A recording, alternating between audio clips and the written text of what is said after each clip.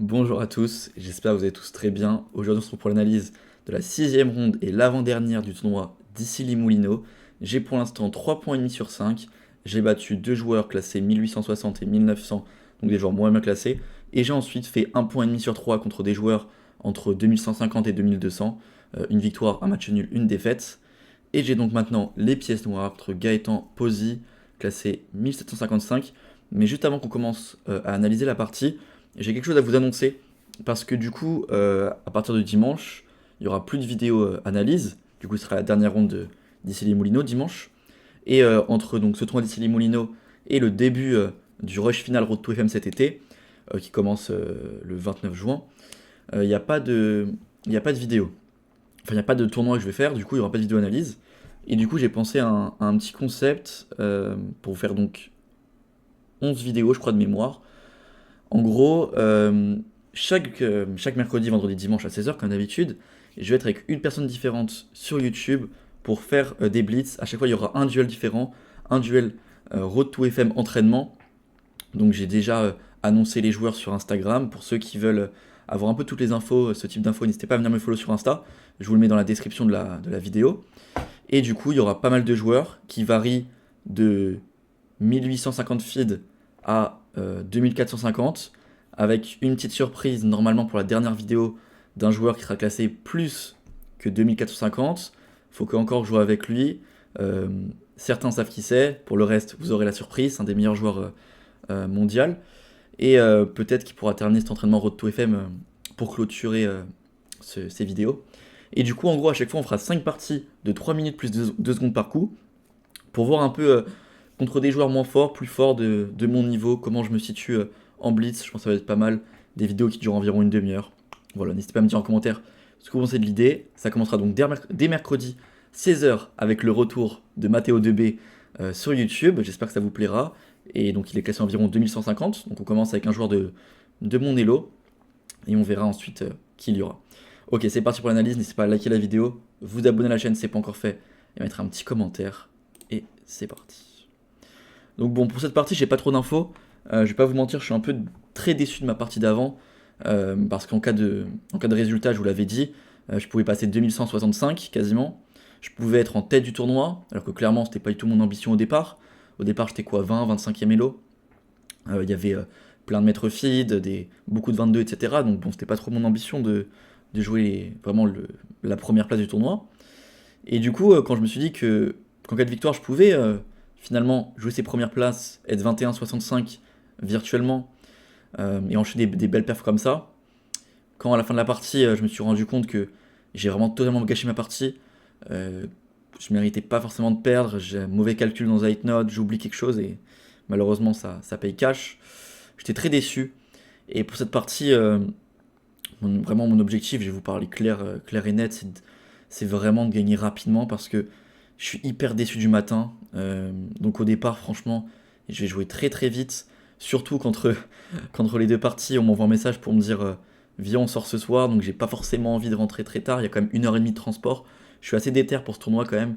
Je fais 3 heures de transport aller-retour. Donc voilà, je vous donne un peu mon petit mindset avant de la partie. Et du coup mon adversaire envoie des 4. Bon, je l'ai déjà dit dans les vidéos, contre les joueurs mieux classés et de mon elo, j'aime bien jouer Magnus Queen Gambit, avec, donc là-dessus avec A6. Et contre des joueurs moins bien classés, plutôt Benoni, et je vais respecter ce que j'ai dit en vidéo, et c'est ce qui va se passer, j'envoie donc la Benoni. Bon, la Benoni, c'est quelque chose que j'ai pas étudié quand même depuis, je pense, 2-3 ans. À chaque fois que vous voyez une vidéo partie longue du Road to FM sur la Benoni, c'est des vieilles connaissances que je garde. C'est pour ça que je joue pas contre des joueurs de mon niveau ou plus fort. Je me permets juste contre des joueurs moins bien classés. Parce que c'est une ouverture assez dynamique. Je me dis que la différence de niveau peut plus se voir sur ce genre de position que sur des Manuscrits Gambit qui sont assez plats quand même en général. Des positions plutôt stratégiques. Je pense que c'est plus malin de jouer ça contre des joueurs moins bien classés. J'envoie donc la Benoni. Il me joue pour l'instant la ligne principale. E4, G6, cavalier F3, fou G7, fou D3, petit roc, petit roc. Et là, ici, je m'attendais, j'espérais en tout cas qu'il me joue H3, parce que sur H3, je joue B5, qui est une ligne assez tendue. Et je pense pas qu'ils connaissent, donc ça aurait pu être intéressant. Parce que j'avais pas l'impression qu'il jouait des coups de mémoire, j'ai l'impression qu'il jouait un peu des coups qui lui paraissaient logiques. Je pense pas qu'il avait vraiment un gros répertoire fixe dessus, sur la Benoni. Donc il aurait peut-être pu tenter de jouer H3, et là j'aurais balancé B5, que je connais quand même très bien, je m'en souviens très bien cette variante-là. Il peut ramasser ou ramasser, mais sur les deux coups, il y a des idées que vous verrez peut-être dans une prochaine vidéo. Il fait donc petit roc aussi. Bon bah, il m'empêche pas de faire fou G4. Je fais donc fou G4, je viens échanger ce fou contre ce cavalier. Ce qui peut paraître un peu paradoxal parce qu'on donne ce bon fou, parce que la structure fixée est sur noir, on donne la paire de fous facilement. Mais en fait, dans cette position de la Benoni, mon plan, ça va être de jouer avec cavalier A6, cavalier C7. Et en fait, ce fou, il peut pas rester en C8 parce qu'il va gêner les deux colonnes qui vont s'ouvrir. Il peut pas aller en F5 ni en E6, ni en H3. S'il va en G4, c'est pour s'échanger. Et s'il va en D7, je vais avoir un petit problème parce que rapidement, il va pouvoir mettre une grosse pression sur ce pion D6. Donc en fait, la seule bonne case, c'est de venir en G4 pour s'échanger. C'est pour ça qu'on peut se permettre d'échanger ce fou de case blanche. Je fais donc fou G4, il fait H3. Je fais donc prise une fois. Et j'envoie donc l'idée avec cavalier A6, qui n'est pas l'idée la plus jouée, pas l'idée la meilleure idée, mais c'est celle que j'ai envie de jouer pour cette partie. Bon, les idées principales, c'est tour 8, fou F4, A6 A4, dame C7, c'est souvent ça plutôt. Il joue souvent avec A5, cavalier BD7. Il va jouer par exemple, disons, je sais pas, tour A ou tour FD1, peut-être fou C2, je sais pas. Bon, il va jouer un coup, et nous on va soit occuper la case E5, soit jouer avec B5 comme ça. Et s'il joue pas avec A5 lui-même, et qu'il joue par exemple avec un coup d'attente du style fou G3 pour préparer une poussée, bah là, alors peut-être dame E2 d'abord, on va faire C4, donc dame E2, cavalier BD7, par exemple fou G3 maintenant pour préparer F4, et bah là, maintenant qu'il empêche la poussée en B5, l'idée c'est de jouer avec cavalier E5, fou C2, et C4 par exemple. Et dès qu'il va faire F4 comme ça, on va jouer juste cavalier ED7, on reviendra, et on ira se replacer en C5, pour mettre une pression sur ce pion, ou alors on peut aussi rester ici, on peut aussi faire cavalier H5 intermédiaire, bon. C'est des positions assez dynamiques, c'est bien contre les joueurs moins bien classés. Bon, je fais cavalier A6, il fait donc fou F4, c'était prévu, et j'envoie cavalier C7. Je veux préparer la poussée, il fait donc A4, je fais tour B8, je continue à mettre des pièces dessus, et il fait tour FE1. Bon, moi mon plan c'est clairement de jouer avec A6 B5, lui c'est de jouer avec E5. Le plan qui est très peu connu à ce niveau, c'est de jouer avec B4. Mais bon, faut le préparer, faut réussir à le faire au bon moment. C'est pas simple. Le plan le plus logique, c'est clairement de jouer avec E5. Mais bon, je vous donne des petites idées si vous voulez regarder un peu de votre côté. Regardez les idées avec B4 contre la Benoni, sur ce genre de plan. Du coup, il fait tour FE1. Et là, j'ai pas joué le coup le plus malin de la position, peut-être. Je vais faire ma première imprécision. Je vais jouer tour E8. Je voulais absolument empêcher E5, mais c'était pas hyper important. Bon, je suis encore en train de jouer très vite, je crois que j'ai encore plus d'1h30 à la pendule. Je suis encore tilt. En fait, quand j'ai ce mindset-là en tournoi, je sais très bien comment ça se passe. Je blitz. Et dès que je me rends compte que je peux avoir des petits problèmes, je me mets à réfléchir parce que je me dis, je vais pas non plus gâcher mon tournoi. Et je me remets à réfléchir. Donc si vous êtes moins bien classé que moi, vous me jouez après que j'ai perdu une partie et que vous voyez que je vous joue très vite et d'un coup, je réfléchis beaucoup, c'est que je me sens pas très bien. Pour l'instant, tour 8, je joue encore très vite. Mais bon, le bon plan, c'était plutôt de jouer avec A6. Sur quoi j'ai eu peur de E5. Et du coup, A6, c'est la bonne idée de l'ordi, tout simplement parce que ça rentre dans une finale égale. Mais cette finale-là, je l'avais calculée, ça me convenait pas. E5, donc bien sûr, c'est pas le meilleur coup, E5. Ici, il peut continuer à préparer. Mais moi, je m'étais dit qu'il pouvait jouer potentiellement E5. Cavalier prend. Cavalier prend. Cavalier prend. Dame prend. Il a donc une pièce de plus. Mais je vais donc faire pion prend E5. J'attaque sa dame, j'attaque son fou. Il doit donc faire dame prend D8. Tour prend D8.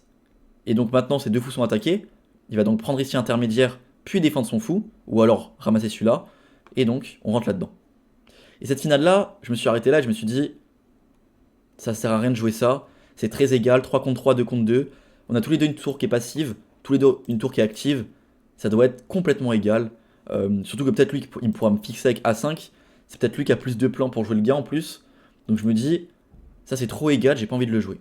C'est la meilleure variante de l'ordi, mais bien sûr, c'est pas logique contre un joueur moins bien classé de rentrer là-dedans.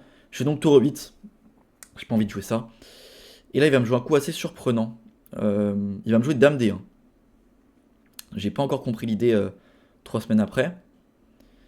Euh, au- J'ai essayé de comprendre et je me suis dit, peut-être que c'est pour bouger le fou et jouer F4. Mais finalement, il l'a jamais fait dans la partie. Donc, j'étais pas tellement sûr de pourquoi il a joué Dame D1. Je le comprends pas trop ce coup. Et je le comprends toujours pas. Ici, un coup qui me paraissait plus logique et qui me faisait vraiment peur au moment de la partie, c'était fou B5. Parce que du coup, en fait, fou B5, ça empêche toutes les idées avec B5. Il attaque ma tour. Ça veut dire si je bouge, maintenant il peut jouer E5. Et là, c'est chaud. Prise, tour prend. Il a un pion passé, il le défend. Il va doubler les tours. C'est chaud. Je peux peut-être jouer cavalier F8 pour faire bouger sa tour, mais même si je fais ça, il va revenir. J'ai des pièces très très passives. C'est pas possible de jouer ça. Donc sur fou B5, je peux pas jouer tour 8, tour F8. Tour E7, pareil, c'est horrible. Donc je dois peut-être jouer cavalier D7, mais non, il faut prendre D6. Peut-être tour 7, c'est le seul coup du coup, parce que si je prends, c'est un carnage, et cavalier prend. Force fou F8, mais il y a E5. C'est horrible. Donc fou B5, je dois peut-être jouer tour E7. Mais là, il y a peut-être quand même E5. Prise. Tour prend, fou prend. Cavalier D7. Take, take, D6. Ça commence à être chaud quand même cette histoire. Ça commence à être très chaud. Bien sûr, je peux pas prendre à cause de tour D1 et tour prend D7. Du coup, ça me paraît très compliqué cette histoire. Donc fou B5, c'est vraiment un coup qui me faisait peur. Et c'est à partir de ce moment-là où je. Donc quand je joue tour 8, je me rends compte que fou B5, ça peut être chiant. Où je me dis, ok, il faut que j'arrête de troll. Je vais me poser, je vais réfléchir. Faut que je gagne cette partie, il faut que je termine bien mon tournoi. Parce que je gagne mes deux dernières parties. Je suis quand même 21-30, 21-40. C'est pas dégueu. Ça reste un bon classement pour commencer l'été.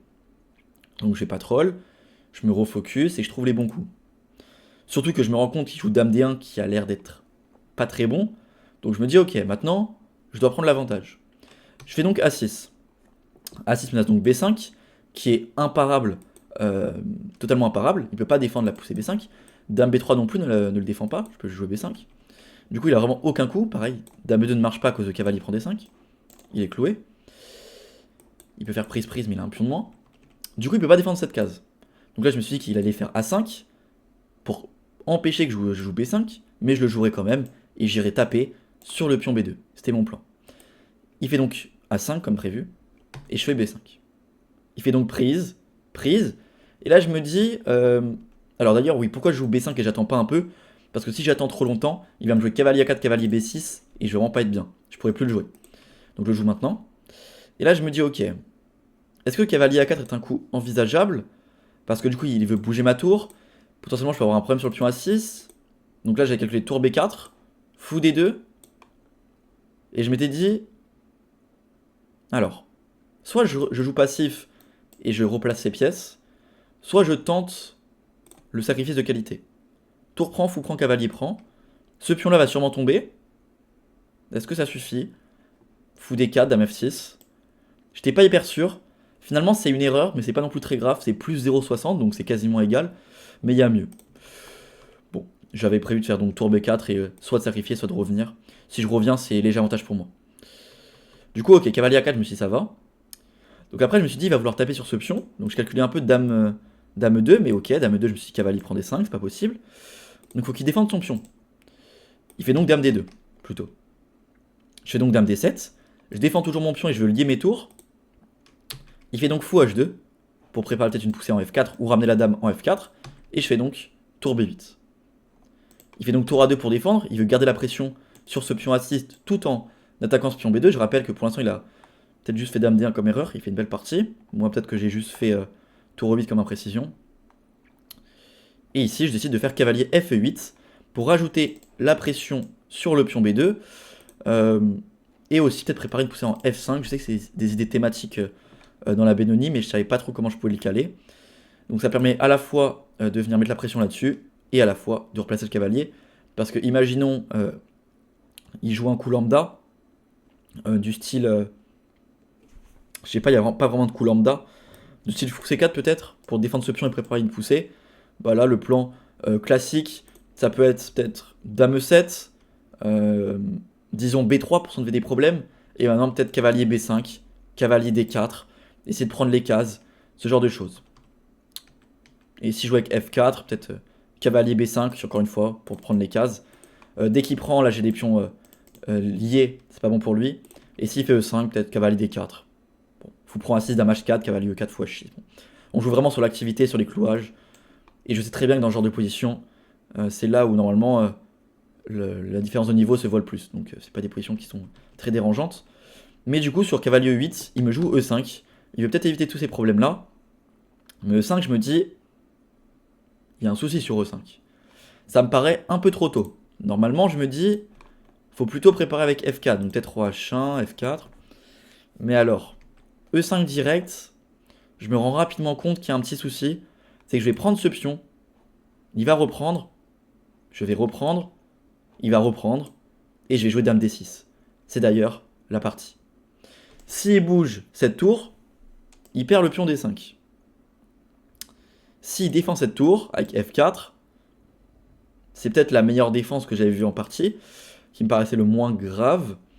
Mais je me dis que j'allais jouer cavalier F6, il allait jouer fou C4, peut-être cavalier B5. Pour venir prendre les cases, et je me suis dit, ça commençait à tourner, j'avais vraiment une bonne position, ça allait aller.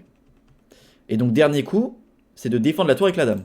Donc dame 2 ou dame 3. Enfin dame 3 tu perds le pion, donc dame 2. Et sur dame 2, je me suis dit, bon bah on va juste jouer cavalier F6, il pourra pas défendre son pion. Il pourra pas le défendre une troisième fois, parce que s'il joue dame F3, il va perdre la tour. S'il joue fou C4, il y avait un truc, je sais plus c'était quoi, on va voir après. Et s'il joue... Ah bah c'est la partie d'ailleurs, je suis bête. Dame 2, cavalier F6, fou C4 c'est la partie. Et s'il joue autre chose, et bah je vais juste ramasser le pion. Donc je me dis, E5 ça a l'air totalement pas bon. Je fais donc prise, dame D6, et il fait donc dame 2, je m'y attendais. Bien sûr je peux pas jouer tour prend B2 ici, parce qu'il y a tour prend E8, cavalier prend E8, dame prend E8. Dame prend B2, pardon. Dame prend 8, c'est quand même un peu mieux, mais dame prend B2. J'ai donc une pièce de moins. Donc je peux pas prendre comme ça, parce qu'il prend ici intermédiaire. Je fais donc cavalier F6 d'abord. Il défend. Et là, vous l'avez compris, c'est quoi l'idée? Je fais donc tour prend B2, tour prend B2, tour prend B2. Il a plus tour prend 8 intermédiaire, parce que le cavalier est en F6. Dame prend B2 et dame prend E5. J'ai donc un pion de plus. Il fait dame B3, je fais roi G7 pour m'enlever des découvertes, des petits problèmes, des petits matchs du couloir, enfin des petits échecs, etc. Il fait G3, j'envoie donc H5 pour menacer H4. Il fait H4. Il veut enlever la menace de H4 moi-même. Sauf que c'est pas très bon, parce que du coup il libère la case G4. Je saute directement dessus. Je menace quand même un petit dame E1. Il fait donc roi G2 pour s'enlever des problèmes. C'est pas la meilleure défense. Il commence à avoir plus beaucoup de temps à la pendule. Valait peut-être mieux jouer dame C2 ou cavalier D1. C'est vrai que c'est passif, mais bon. Il n'y a pas tellement le choix. C'est vrai que je commence à prendre un gros avantage. Il a donc fait roi G2. J'ai donc envoyé dame D4. Attaque ce pion. Il a fait cavalier D1 pour défendre. Je ramène mes pièces. Cavalier E5. Il peut plus tout défendre. S'il bouge le fou, il perd le pion. S'il défend le cavalier E3, il se prend prise. Dame prend, je rentre là-dedans. Et sur cavalier prend, je ramasse. Il fait donc D6, intermédiaire, pour donner le pion dans de meilleures conditions que sur échec et avec l'échange des dames. J'ai donc dame prend. Il fait fou E2. Et j'envoie donc A5. Il fait dame C3. J'envoie dame D5 échec. Roi H2. Et dame E4. Il fait donc cavalier E3 pour défendre son fou. Dame D4 propose l'échange. Parce que je me rends compte que s'il échange, il est perdant. Et s'il fait dame prend A5, il est perdant. Il fait donc dame prend A5. J'envoie cavalier D5. S'il prend le cavalier en D5, il se prend dame prend F2. Sur roi H3, c'est mat même, je crois. Et sur roi H1, on est juste totalement gagnant. C'est quasiment match de mémoire. Au moins, je ramasse les 3 pions, quoi. Du coup, il peut pas venir échanger le cavalier. Et donc, le coup qui peut paraître logique, c'est de défendre ce cavalier. Parce que s'il revient en D1, bon bah là, c'est juste terminé. Il pourra pas tout parer. Le cavalier peut plus bouger. Le fou non plus. Les pions vont juste aller... Enfin, le pion va aller jusqu'à dame, très facilement. Il a donc fait dame A3 pour défendre. Il s'est pris cavalier prend. Dame prend. Dame prend. Pion prend. C4. Force fou D1. Sinon, je vais à dame. Et maintenant, je vous laisse mettre la vidéo en pause pour trouver le meilleur plan de gain. Alors, si certains d'entre vous, vous avez pensé à C3, roi G2, cavalier C4, roi F2, cavalier A3, roi E2 et C2, ça gagne, mais c'est pas le plus rapide. Alors, si certains d'entre vous ont pensé à ça, ça gagne bien sûr, mais c'est pas le plus rapide. On voit qu'on a joué 6 coups enfin 5 coups, et qu'on n'a qu'une pièce de plus et que ça va encore jouer pendant un petit moment, pour tout ramasser et aller jusqu'à dame. Et pour ceux qui ont trouvé, bien joué, c'est le dernier coup de la partie. J'envoie donc cavalier G4 et il abandonne. Parce que s'il prend du fou, je reprends du pion et il n'est pas dans le carré. Je vais donc aller jusqu'à dame. Et s'il bouge son pion, je vais faire cavalier E3, fou bouge et je vais jusqu'à dame. Pardon, oula, il peut pas bouger son pion. Oula, je recommence. Donc s'il fait vous prend, il est pas dans le carré. S'il fait roi G1 ou roi G2, il se prend cavalier prend E3. C'est terminé. Et s'il fait roi H3 ou roi H1, il se prend cavalier F2, puis le pion je vais jusqu'à dame. Il a donc abandonné après cavalier G4. C'est donc une victoire.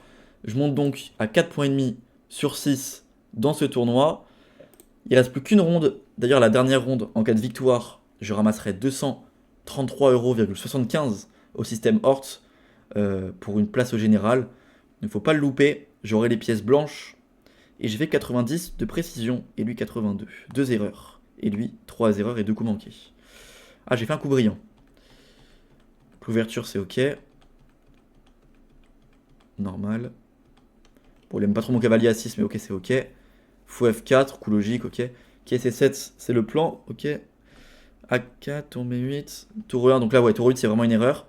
Donc là, il oublie fou B5, il fait dame B5, dame D1, il rate. A6, A5, B5, prise, prise, dame D2, dame D7, fou H2, tour B8, tour A2, cavalier E8, ouais. E5. Et donc là, il se trompe, il se prend donc prise, prise, prise, prise, dame D6, dame E2, cavalier F6. Et donc là, valait mieux donner le pion dans d'autres conditions qu'avec fou C4. Parce que là, j'ai tour prend B2, tour prend, dame prend, et dame prend. C'est vrai qu'il pouvait peut-être caler un tour E6 intermédiaire. Ouais.